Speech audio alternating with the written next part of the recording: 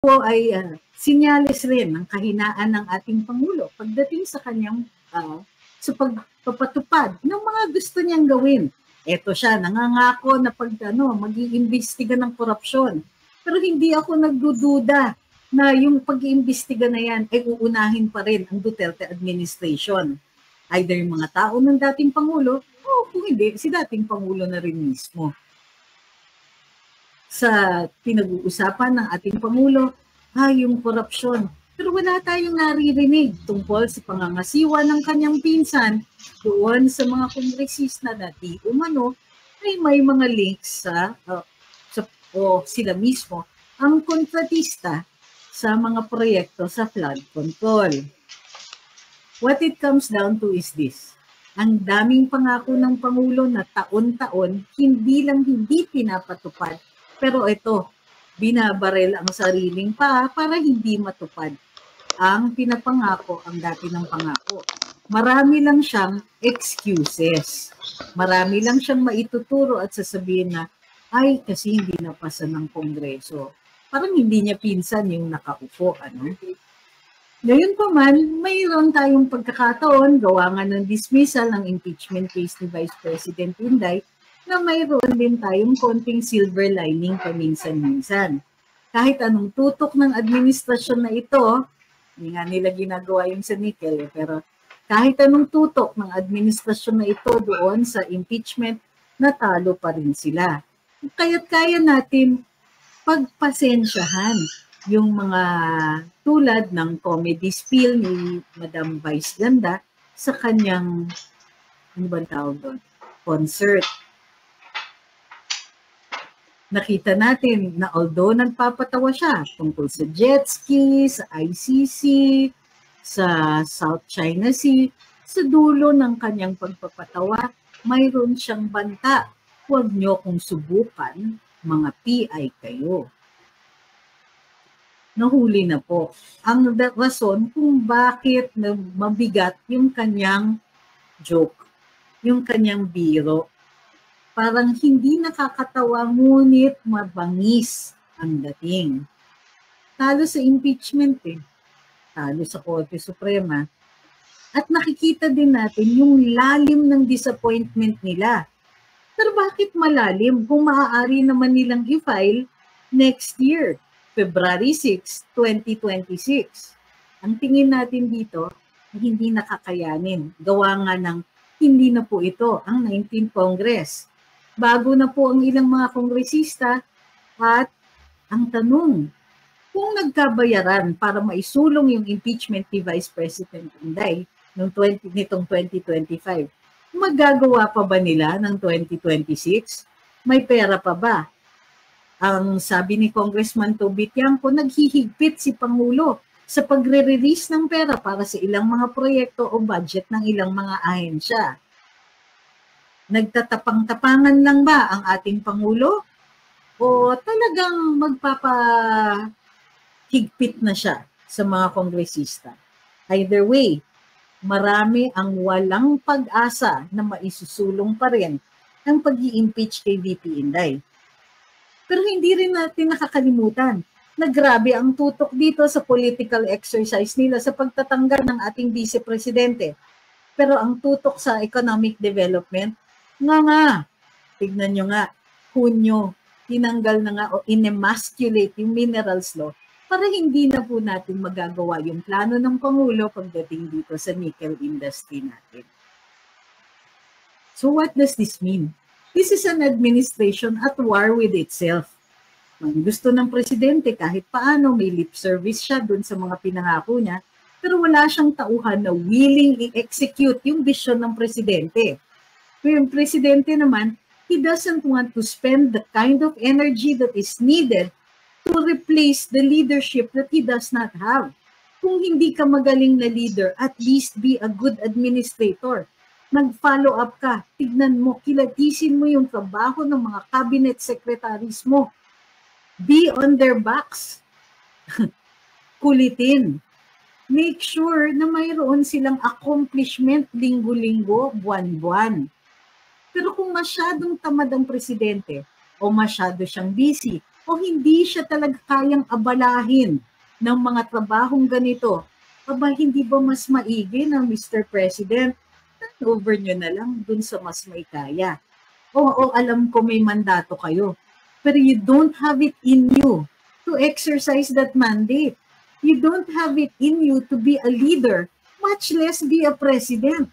Hindi na nga kayong magkasundo, kunwari, ng inyong pinsan. Kasi in case you haven't noticed, yung ibang mga legislation na kailangan para isulong yung iyong bisyon, yung totoong 20 pesos na bigas, yung totoong may nickel industry tayo, yung totoong may supply and logistics system na sa agrikultura, lahat ng mga yan kinulang sa legislation. Ano lang ba ang ginawa sa rice tariffication law? In-extend lang yung yung pangongolekta ng taripa para dun sa sa pondo ng mga magsasaka. Pero hanggang ngayon wala po kayong maiyabang sa amin na accomplishment na gawa ng pondo na yon. Again, when it comes down to it, Mr. President, I am so sorry to have to say this. English to para maintindihan mo. I'm so sorry to say this, but so far in the past 3 years, you have not shown that you have what it takes. And the person who seems to have what it takes, you spend more time trying to get her out of office or letting your cousin trying to get her out of office than you actually have in getting any work done for the public interest. Sayang, presidente ka na, kaya mo na sanang gawin ng lahat ng ito. Hindi mo pa rin ginagawa. And oh, by the way, pagdating po sa corruption, Mr. President, kahit hindi ka pwedeng maghugas kamay. Kasi sabihin na natin na wala kang kinalaman dun sa mga flood control projects na yan at hindi ka kumita dyan. May liability ka. May kasalanan ka. Dahil ikaw ang nagpabaya.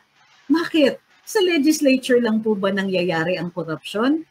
Kailangan nila ng ahensya at ano yung mga ahensya na yon? Nasa ilalim ng executive. So sorry, Mr. President. You cannot say na grabe ang korupsyon, paiimbestigahan natin ito. Umabot sa punto na ganito dahil nagpabaya ka. Pinabayaan mo yung pinsan mo. Pinabayaan mo din ang sarili mo. Dapat tinututukan mo. Dapat kinabahan na nga kaming taong bayan, and I use that term loosely, noong 2023, nung hindi na kayo nagre-regular cabinet meetings. Kahit hanggang ngayon, wala na tayo masyadong nakikita na mini-meeting mo yung gabinete. Why is that? Hindi rin alam ng mga kalihim ng iba't ibang departamento ang ginagawa ng mga kalihim sa iba't ibang departamento. Wala nga kasing cabinet meetings eh. Dapat nga kabahan tayo. Bukod sa hindi mo na nga mini-meeting yung gabinete, hindi mo talaga alam ang ginagawa nila. Corruption happens in the dark, Mr. President, at nasa iyo yung flashlight o spotlight. Penlight. Pero hindi mo ginagamit. Huwag po kayong maghugas kamay. Huwag po kayong mag-iimbestiga namin. Kala mo napaka-brave ninyo. Pero yung totoo niyan, sir, kasalanan nyo to eh. Ang isang malakas na presidente, ang presidenteng masinop, tumututok, at nagdidemand ng serbisyo sa kanyang mga kalihim at mga heads of agencies ay hindi mangangailangan maghagilap ng accomplishment. 3 taon na, Mr. President, wala pa ba kayong nahahalata? Ay, nako. Araw-araw na lang, hindi kami nagkukulang, Mr. President. Kaming nasa social media, hindi kami nagkukulang sa pagpapasabi. Hindi kami nagkukulang sa paggamit namin ng aming karapatan magsalita at magpahayag. Pero ang nangyayari pag ayaw ninyo yung sinasabi namin, ayun, ang ginagawa ng mga kongresista, gusto kaming imbestigahan. Bakit hindi ninyo imbestigahan ng totoo ha? Yung mga opisyalis ninyo, wala pa kaming naririnig, Mr. President, na may tinawag ka at pinagalitan. Meron ka bang pinangalanan? Meron ka bang puro na lang? Kapag nagko-collapse na naman at bumabagsak na naman ang trust and approval ratings mo, Mr. President, ang ginabukod tanging strategiya mo ay palitan yung press secretary mo. Napaghahalataan. na ang solusyon mo sa lahat ng problema mo, maging political, maging criminal, maging administrative, ay palitan ang press secretary o baguhin yung paraan ninyo sa pagbibigay ng impormasyon. I have news for you, Mr. President. You're not giving any information. You're just trying to cover up your weaknesses and your faults and the failures of this administration. English yan para maintindihan. Wake up and smell the coffee. I'm not sure if you have it in you. You're probably going to limp your way to 2028. Pero sana man lang, in your limping to 2028, it's no longer a race. Dun sa limping or crawling your way to 2028, hindi masyadong ma-reverse yung mga gains ng Pilipinas. Sana hindi tayo masyadong bumagsak. Sana hindi masyadong ma-reverse yung mga successes natin dati. I hope, Mr. President, ano yung sinasabi nila sa mga doktor? Ano yung sinasabi nila sa atin kapag merong inihain na problema sa iyo? What is the first thing that you do when the public is involved? First, do no harm. Hala. Sa kakaan yun. Baka habang hindi kayo nakatingin, Mr. President, marami ng harm na nagawa. Wag na po natin makikita uli rin, Mr. President, because this is characteristic of your administration. Pumunta ka in a flood-ravaged area. Pumunta ka to inspect. Wala kang dala. Twice mo na ginawa yan. Pumunta ka doon, tinignan mo yung mga biktima. Tinignan mo yung baha. Tinignan mo yung damage. Wala kang hinatid na relief goods. At yan po ang pinaka-karakteristik ng iyong administrasyon, Mr. President, hanggang tingin ka lang and at best hanggang salita. Pero wala kang execution. Ninanakawan na ang taong bayan. Yes, taong bayan. Ninanakawan na ang taong bayan ng mga kaibigan, possibly ka mag-anak, mga tao mo. Nakatingin ka lang. The damage is happening all around you. What's it going to take to wake you up? Kailangan ba namin mag-file ng impeachment case? Huwag naman sana. Pero kung hindi mo kasi kaya, andyan naman si Inday Sara yun, masipag yun. She might be able to teach you a thing or two. Partida yan. Sandamakmak na kaso na ang pinafile ninyo sa kanya. Tuloy-tuloy pa rin ang trabaho. Tuloy-tuloy pa rin ang successes. At tuloy-tuloy pa rin ang believe namin sa kanya. You can only hope for half of that. You're never going to achieve that kasi nakalipas ang 3 taon na wala kang ginawa. I'm confident in saying that wala kang nagawa. But maybe not enough for us to feel this.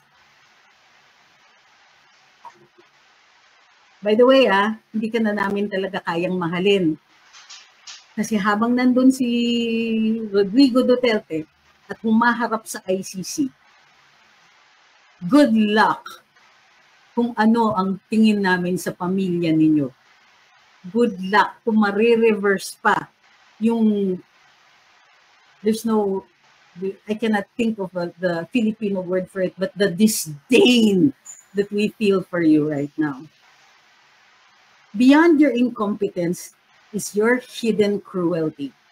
You sent PRD to The Hague and you continue to help the prosecution. Huwag mong iisipin na hindi namin nakikita yan. There's still hope. But I'm not very sure. Sayang, pinatawad na kayo ng mga tao at ang pagpapatawad sa inyo ng mga Pilipino ay dahil kay Rodrigo Duterte. Tandaan niyo po yan. What a frigging waste. So maraming salamat sa lahat ng sumubaybay sa live natin ngayong araw na ito. Maraming salamat sa mga tuloy-tuloy na ginagamit ang kanilang karapatan magsalita at magpahayag. Mabuhay po kayo, huwag po tayong titigil at ipaalala natin sa Presidente tayong nagluklok sa kanya. Suklian naman niya tayo ng konting serbisyo. And by the way, iuwi niya si PRD. Wala siyang kapatawaran eh. Sa ngayon, wala siyang kapatawaran. The most that he can hope for is makakalimutan natin sila.